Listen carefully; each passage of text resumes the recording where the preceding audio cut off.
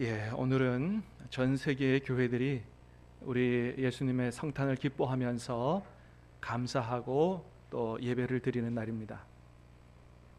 간절히 바라기는 저와 여러분들의 마음속에 또 가정의 일터에 우리 주님의 성탄의 은총과 기쁨이 충만하게 임하기를 다시 한번 주님의 이름으로 축복합니다. 자, 오늘 말씀에 보니까 2000년 전 오늘은 예수님께서 이 땅에 우리를 구원하기 위해서 아기의 몸으로만 오신 게 아니라 왕으로 오셨다, 그렇게 기록하고 있는 걸 보게 됩니다. 자, 2절 말씀 다시 한번 읽어보겠습니다. 시작.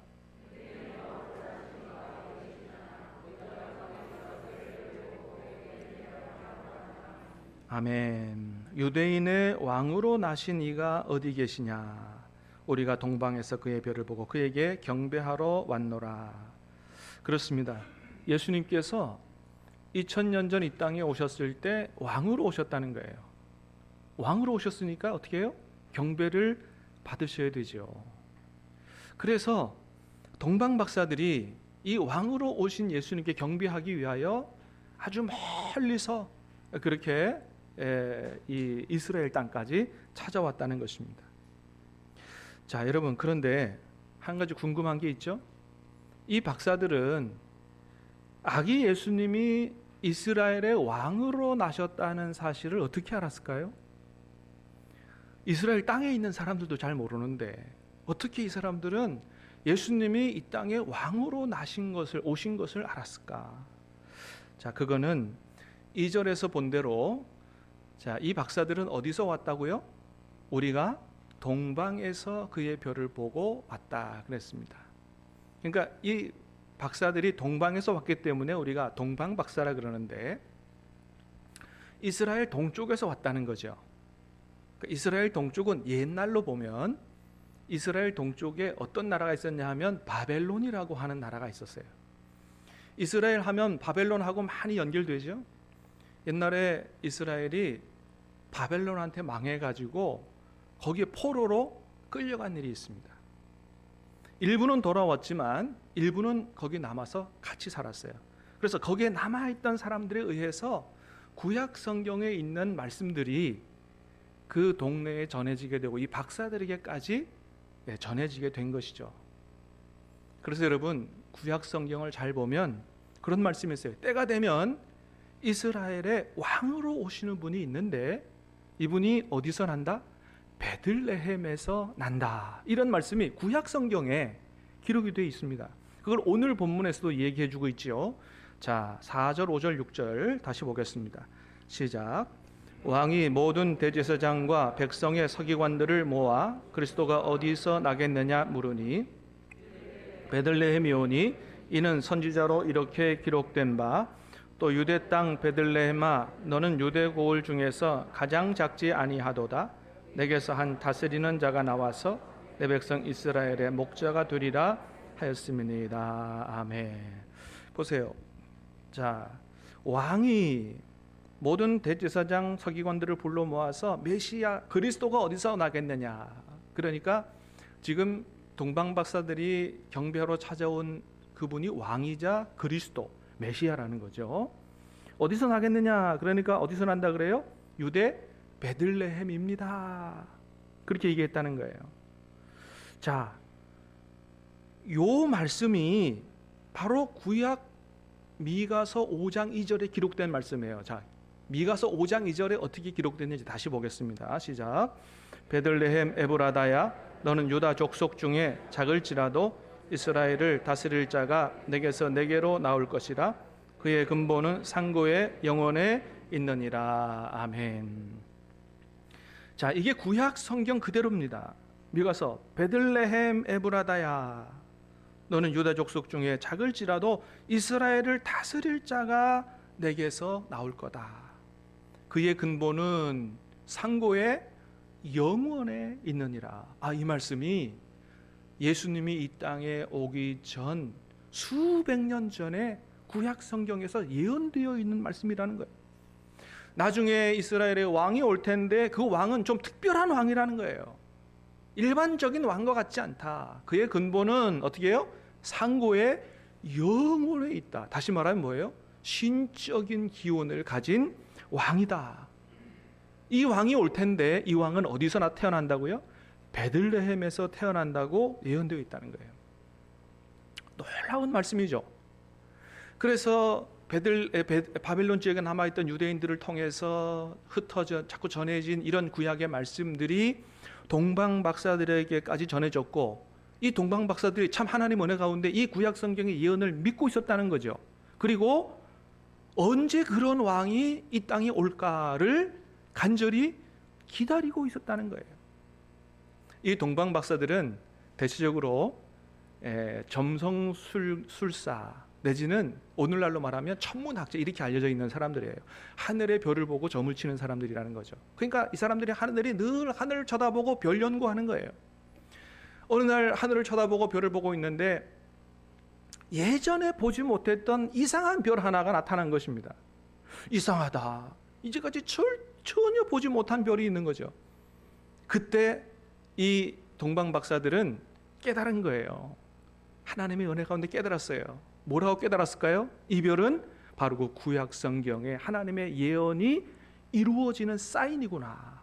이렇게 믿고 그 별의 인도를 따라서 오다 보니 어디까지 왔다? 이스라엘 땅까지, 예루살렘까지 왔다고, 베들레헴까지 왔다고 그렇게 기록을 하고 있는 것입니다. 그렇습니다. 여러분, 2000년 전 오늘은 구약 성경에 예언된 바로 그 왕, 우리를 구원하시기 위해서 이 땅까지 오신 예수님, 그 예수님이 아기의 몸을 입고 태어나신 날입니다. 사랑하는 여러분, 우리를 구원하시기 위해서 아기의 몸을 입고 오신 만왕의 왕, 그 아기 예수님께 우리 모두가 다 이 동방 박사들처럼 먼 거리를 달려와서 황금과 유향과 모략을 드리며 경배했던 그 마음으로 최고의 사랑과 정성으로 예수님께 예배할 수 있게 되기를 주님의 이름으로 축복합니다. 그런데 놀라운 건 뭐냐 하면 예수님이 이렇게 성경에 예언되어 있는 바로 그 왕이라는 사실을 알고서도 예수님께 경배하지 않았던 사람들이 있더라라고 하는 거예요. 누구냐? 첫 번째는 헤롯이죠. 헤롯은 동방박사라고 하는 외교사절단을 맞이했어요. 두려웠습니다. 아니, 이 땅에 왕이 태어났다고 하는데 도대체 누구냐 말이에요. 발칵 뒤집혔습니다. 그래서 대제사장들, 서기관들을 불러다가 도대체 어떻게 된 일이냐, 도대체 어떤 왕이 이렇게 온다고 했느냐, 얘기해보라. 그러니까 이 대제사장과 서기관들이 구약 성경 가져다가 미가서 펼쳐 보이면서 대답해 줬어요. 베들레헴에서 태어난다고 돼 있습니다. 그래서 알게 된 거죠. 그런데 그럼에도 불구하고 헤롯은 예수님께 달려가서 경배하지 않았다는 것입니다. 왜 경배하지 않았을까요? 아니, 지금 누가 왕인데, 내가 왕인데 무슨 다른 왕이 또 낫다는 말이냐. 자기가 왕이기 때문에 예수님께 경배할 수가 없고 예수님께 절대 왕의 자리를 내줄 수가 없는 것이죠. 두 번째는 대제사장들, 서기관들 마찬가지입니다. 자, 이 사람들 우리 금방 봤던 것처럼 헤롯에게 구약 성경을 펼쳐져 보이면서까지 이 구약에서 예언된 왕이 베들레헴에서 태어난다는 사실을 알려줬어요. 그럼에도 불구하고 이 사람들조차도 예수님께 경배하러 가지 않았다는 것입니다. 왜 그러지 않았을까요? 대제사장들 같은 경우는 하나님을 섬긴다는 종교 지도자들이었지만은 사실은 이 사람들은 하나님을 섬기는 사람들이 아니었어요. 이 세상의 부귀와 영화를 섬기는 사람들이었습니다. 왜 그러냐 하면 이 대제사장들은 주로 사두개파 사람들이 차지했는데 사두개파 사람들은 부활과 영생 천국을 믿지 않습니다. 그러니까 하나님의 축복은 오직 저 세상이 아니고 이 세상에서만 받아 누려야 된다 이렇게 믿는 사람들이에요. 그러다 보니까 이 사람들의 마음속에 이 세상에서 성공하고 출세하고 부귀 영화를 누리는 것들이 가득 들어차 있는 거죠. 세상 것들로 가득 들어차 있으니 그 마음속에 예수님께서 들어가 왕으로 자정할 수 있는 공간이 없는 거예요. 예수님을 받아들일 마음이 없어요. 경배할 수가 없는 것입니다. 서기관들 마찬가지입니다. 이 사람들은 주로 바리새파 사람들이었는데 여러분, 바리새인들이 어떻게 하나님을 섬겼습니까? 굉장히 열심히 하나님을 섬겼죠. 성경을 연구하고 탐독하고 기도하고 금식하고 11조하고 뭐 누구보다도 아주 경건하게 하나님을 섬긴다고 했지만 이들의 문제는 뭡니까? 열심히 신앙생활을 한다고 했지만 하나님의 뜻을 따라 하는 게 아니고 자기 방식대로 열심히 하는 거예요. 하나님께서 원하시지 않는 모습으로 열심을 내는 거죠. 자기 방식에 고착되어 있다 보니까 예수님을 왕으로 모셔드릴 마음이 없는 것입니다. 이게 문제예요. 여러분, 근데 우리가 이룰 수 있다는 것입니다. 우리가 해롭 같을 수 있고 우리가 대제사장과 우리가 서기관들 같을 수가 있다는 거예요. 사랑하는 여러분, 여러분은 예수님을 여러분의 인생과 마음의 왕으로 영접하셨습니까? 왕으로 모셔드릴 수 있게 되기를 주님의 이름으로 축복합니다. 만일 그러지 못했다면 여러 가지 이유가 있을 수 있어요. 첫 번째는 뭐예요? 내가 내 마음과 삶의 왕이기 때문이죠. 내가 내 마음대로 살고 싶은 거예요. 내 생각대로 살고 싶은 거예요. 내가 내 모든 것들을 결정하고 내가 왕이 돼서 살고 싶은 거죠. 만일 그렇게 살고 싶다면 오늘날 내가 해로우신 거예요. 예수님이 왕이심을 알지만 그러나 내 마음에 온통 세상 부귀 영화에 관한 것으로 가득 들어차 있다면 예수님이 왕으로 들어오실 마음의 공간이 없어요. 만일 그렇다면 오늘날 내가 대제사장과 같은 사람이에요. 하나님을 믿는다고 열심을 내지만 하나님의 뜻을 따라 하지 못하고 내 생각, 내 방식, 내 고집에 잡힌 채로, 사로잡힌 채로 그런 열심을 내고 있다면 여전히 우리가 바리새인 같은 사람일 수 있다고 하는 것입니다. 사랑하는 여러분, 간절히 바라기는 우리가 내 생각, 내 고집대로 믿지 말고 하나님께서 원하시는 대로 하나님을 믿고 섬길 수 있게 되기를 주님의 이름으로 축복합니다. 그것이 뭐예요?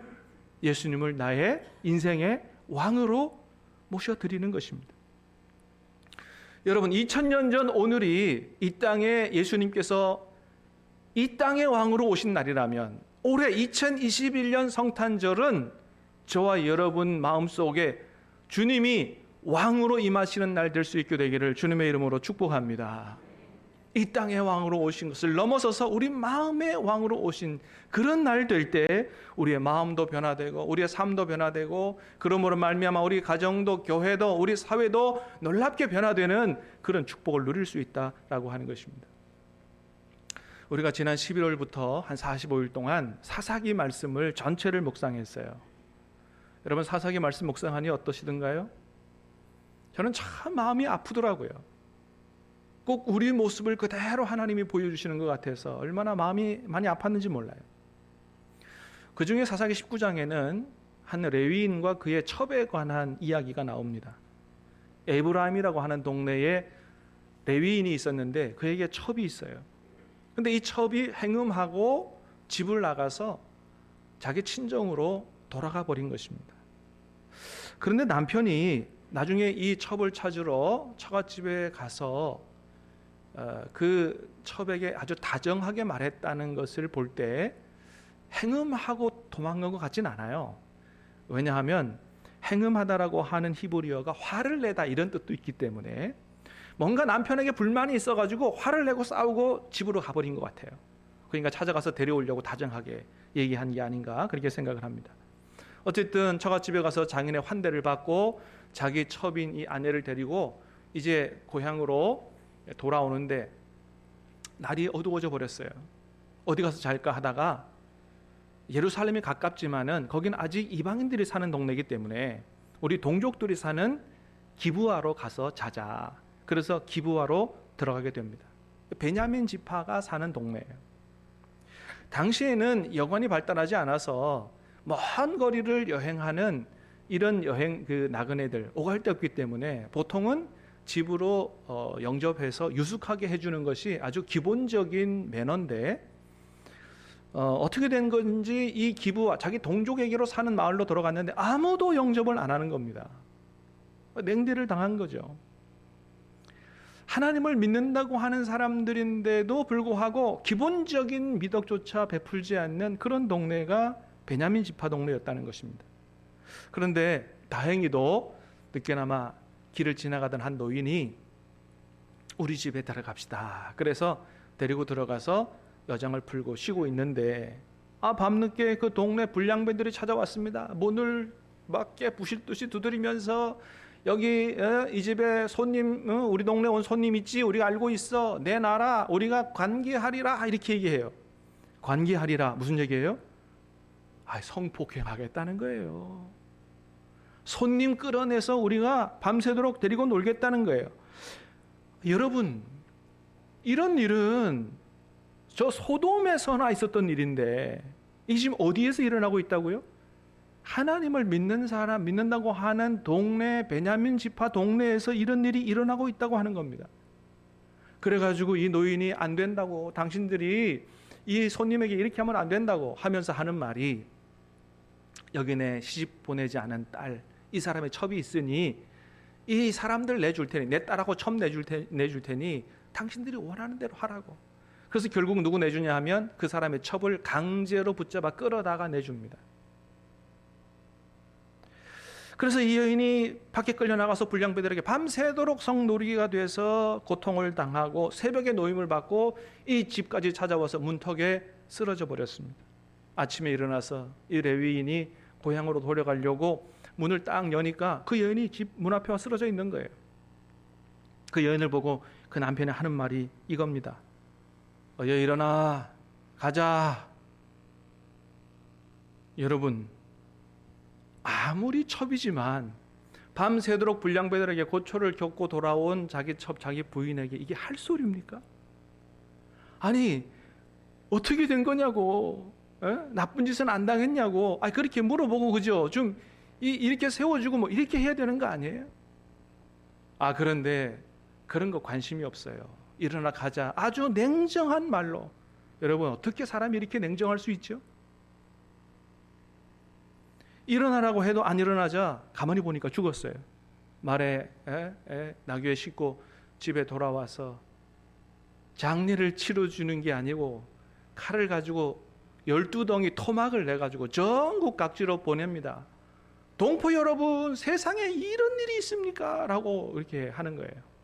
여러분, 세상에 이런 일이 있습니까? 정말 세상에 이런 일이라고 그런 프로그램에 나올 만한 그런 일이 일어나고 있다는 것이죠.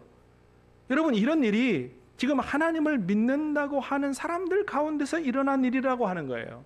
오갈 데 없는 손님을 냉대한다든지, 여인을 집단 성폭행한다든지, 그런 부인의 안위를 전혀 걱정도 하지 않고 일어나 가자는 남편의 매정함, 비참하게 죽은 자기 아이를 토막내서 전국으로 보내는 이런 잔인함, 이런 일이 소위 하나님의 백성이라고 하는 레위인과 베냐민 지파에 의해서 일어났다는 것입니다. 그런데 여러분, 이런 일이 왜 일어났다고 얘기합니까? 사사기 19장 1절이 이렇게 시작합니다. 같이 읽어보겠습니다. 시작. 이스라엘에 왕이 없을 그때에 에브라임 산지 구석에 거류하는 어떤 레위 사람이 유다 베들레헴에서 첩을 맞이하였더니, 이 레위 19장 전체의 사건은 바로 이스라엘에 왕이 없기 때문에 일어난 일이라고 이야기하고 있는 거예요. 여러분, 이스라엘에 왜 왕이 없습니까? 왕이 있지요. 하나님이 왕이시지요. 그러나 문제는 뭡니까? 그 하나님을 자신들의 삶의 왕으로 모셔드리지 않아서 일어난 일이었다고 하는 것입니다. 그런데 여러분, 가만히 생각해 보면 이런 일이 어디 그때만 있었냐는 거예요. 오늘날 우리가 사는 세상을 생각해 보십시오. 오늘 우리가 사는 세상에 그대로 다 일어나는 일이 아니냐는 것이죠. 여러분, 대통령 선거가 얼마 남지 않았습니다. 그런데 우리나라 대통령이 바뀌면 정말로 우리가 사는 세상이 정말 모두가 바라는 그런 정말 살기 좋은 세상이 펼쳐질까요? 그렇게 될 것 같지 않아요. 왜 그렇습니까?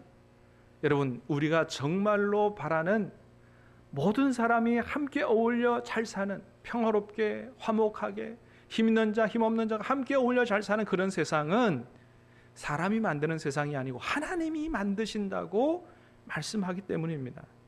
이사야 11장 말씀을 같이 읽어보겠습니다. 6절부터 9절까지입니다. 그때에 이리가 어린 양과 함께 살며 표범이 어린 염소와 함께 누우며 송아지와 어린 사자와 살찐 짐승이 함께 있어 어린아이에게 끌리며 암소와 곰이 함께 먹으며 그것들의 새끼가 함께 엎드리며 사자가 소처럼 풀을 먹을 것이며 젖먹는 아이가 독사의 구멍에서 장난하며 젖된 어린아이가 독사의 굴에 손을 넣을 것이라. 내 거룩한 산 모든 곳에서 해됨도 없고 상함도 없을 것이니 이는 물이 바다를 덮음같이 여호와를 아는 지식이 세상에 충만할 것임이니라. 아멘. 그때에 이런 세상이 이루어진다는 거예요. 이게 단순히 사람과 짐승이 함께 어울려 사는 평화로운 세계가 아니고 힘 있는 자, 힘 없는 자가 함께 어울려 사는, 그리고 피조 세계까지 회복되는 이러한 세계가 하나님이 왕으로 다스릴 때 만들어지는 세계라는 것을 보여주는 겁니다. 그래서 예수님이 우리에게 기도를 가르쳐 주실 때 무슨 나라가 오기를 기도하라고 가르쳐 주셨어요? 하나님의 나라가 임하기를 기도하고 너희는 먼저 그의 나라와 그의 의를 구하라고 말씀하셨던 것입니다. 사랑하는 여러분, 이 좋은 나라, 이 아름다운 나라, 이 평화의 나라, 이 기쁨의 나라가 먼저는 저와 여러분의 마음속에 이루어질 수 있게 되기를 주님의 이름으로 축복합니다. 우리의 가정에 이루어질 수 있게 되기를 주님의 이름으로 축복합니다. 우리의 교회에 나가서 온 세상에 이루어질 수 있게 되기를 주님의 이름으로 축복합니다. 그러므로 말미암아 우리를 얽어매는, 우리로 하여금 못 살게 하는, 괴롭히는 모든 죽음의 세계, 흑암의 세계가 다 떠나게 되기를 주님의 이름으로 축복합니다. 하나님이 주시는 평화의 나라, 기쁨의 나라, 은혜의 나라, 사랑의 나라가 우리 가운데 이루어질 수 있게 되기를 주님의 이름으로 축복합니다. 그렇게 되려면 어떻게 해야 돼요? 예수님이 우리의 마음속에 왕으로 임하셔야 된다. 2021년 성탄절, 오늘 저와 여러분의 마음속에 우리 주님이 왕으로 임하시는 날 될 수 있게 되기를 주님의 이름으로 축복합니다.